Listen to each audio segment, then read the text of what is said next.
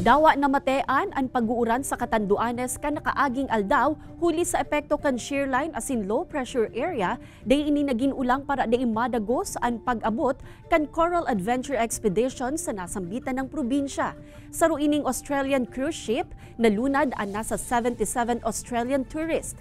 Enot ining nagpasiring sa Palumbanas Island sa Banwaan kan Karamuran antes nagdiretso sa coastal area kan Virac. Tulos man na pinurbaran kan mga turista ang masiram na latik antes nagpasiring sa Kapitolyo para mahiling ang yaman kan isla pag-abot sa culture, arts and heritage.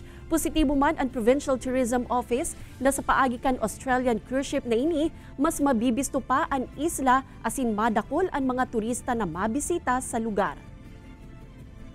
This is a very big opportunity for the island province of Catanduanes para po mas lalo nating mapaigting yung promotion ng ating isla sa lado ng turismo. And we are expecting na after this visit, meron pa pong darating next year.